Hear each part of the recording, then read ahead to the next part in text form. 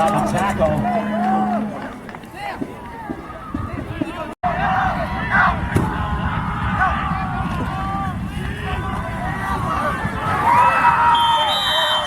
David on the keeper.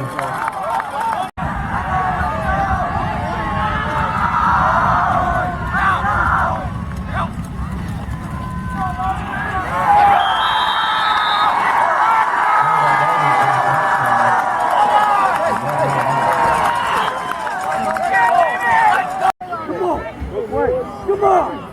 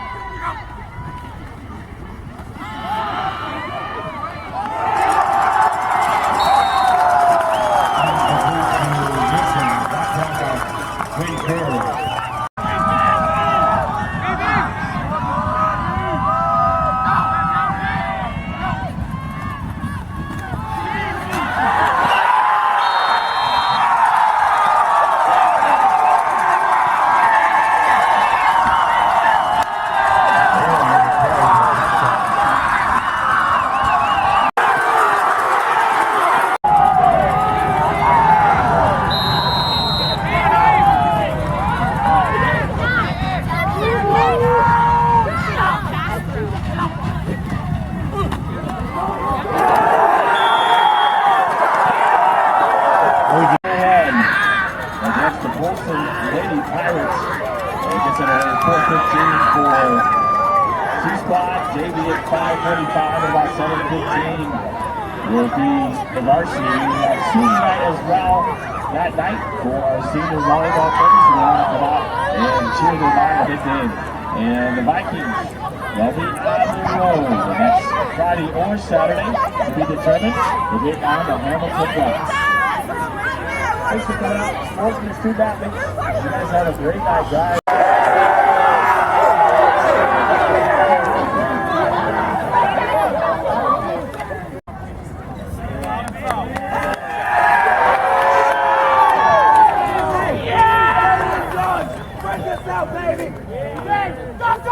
One, two, nine, and 1, 2, 1, 2, 3. We're loyal to you, Whitefish High. To your colors, we're true Whitefish High. We'll back you to stand. You're the best in the land. We're loyal to you, Whitefish High. Rah, rah. Go smash that ball game, Whitefish High. Go crashing ahead, Whitefish High. Our team is ready to back her. What you can expect? Victory to you, Whitefish High. Hold on, fight. Hold on, fight. Hold on, fight, fight, fight. W.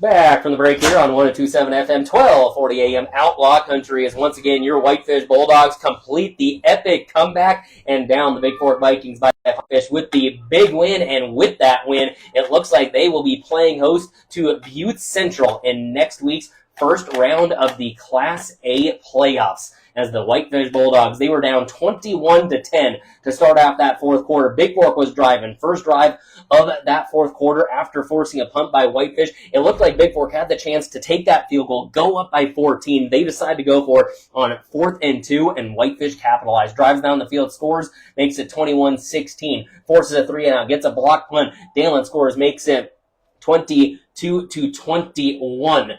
And Ray Queen, I know you're out there listening, still on air. I'm going to get Coach Bolway and Cole Moses on for a post game, as they'll be up here shortly as celebrating down there with the fans, as they obviously should. But the block punt then to set them up, they get that go-ahead score, and then the cojones to make that onside kick call, as it was a little squib kick to the 30. Austin Alton got the number. He was the one who raced down and was able to grab hold of that football, and then they give it to their bell cow. Cole Moses, 3 straight rushes, gets the yardage. His last rush of the game, a 3-yard rush, goes for 100 yards on the night, does Cole Moses. The Whitefish Bulldogs, they come back to win this one in an epic game. Again, anytime these two teams seem to get together, it's going to be memorable one way or the other. And regardless of the sport, you look at soccer, you look at basketball, football, volleyball, it's turned into that budding rivalry. It is a fun one. We had the Carson Gulick flip last year. We got the Luke Dalen 5-yard rush in this one. And Bigfork, they're a playoff team too. Don't get me wrong. They're going to go places. They got a tough Hamilton squad next week, but Bigfork going to Hamilton next week. And if Bigfork played like they did tonight, they've got a chance to beat Hamilton. Hamilton's a really good ball club. So is this Bigfork one. That's going to be a fun one. Playoffs, though, start next week as Whitefish will host Butte Central. Again, we're going to get Coach Bullwig up here shortly. Let's go ahead and run down the scoring summary, run down the stats, and then hopefully by the time we're done there, we'll have Coach Bullwig up for the interview. Bigfork, we get on the board first. A Trekker Hickey 6-yard touchdown run made it 7-0 with 8:23 to go in the first.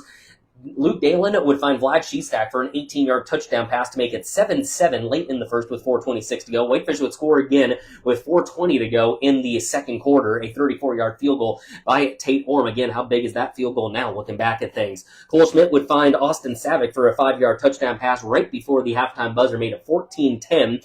After 3 and out, Bigfork would score via a Tate and West 1-yard touchdown run to make it 21-10.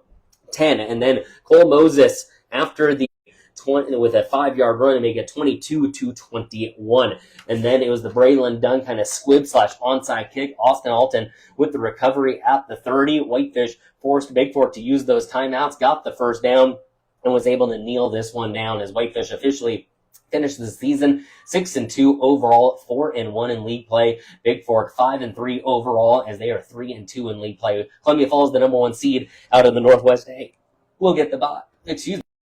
Was 12 of 20 through the air for 126 and a touchdown pass. So the Whitefish Bulldogs, they end up finishing with about 325 of total offense. Meanwhile, the Bigfork Vikings, they finished with about 110, about 236, 300 yards.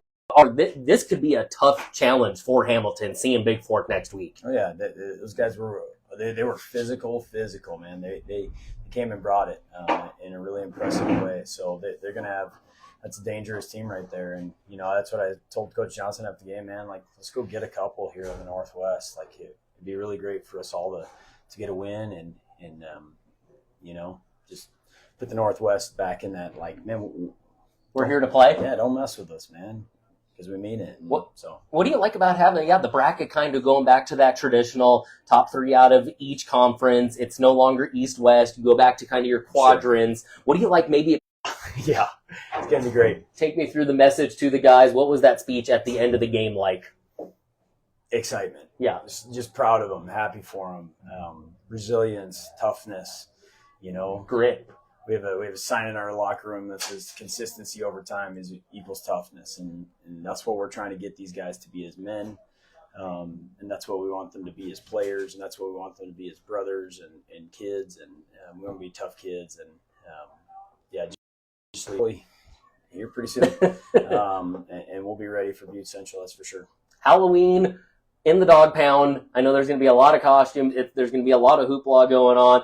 To be able to say you're one of the last 12 remaining, how does that sound? Awesome. Just, it's a cool, I told these guys before, it's a pretty cool accomplishment. Our seniors have made the playoffs every year they've been in high school, and, 44 and 71. And those guys, Cole Moses played in a Havre game when we went over there as a freshman. And a lot of guys that have 4 years in the playoffs is a pretty cool accomplishment. But at the end of the day, we know we can get some more. Perfect, Coach.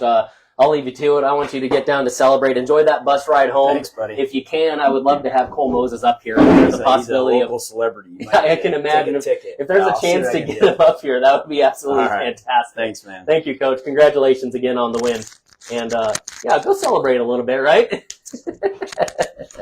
Perfect. Yeah, we'll see if we can get Moses up here. Yeah, I got to imagine he is someone that the folks want to talk to right now. He is a popular guy. I mean, Moses, 100 yards on the night.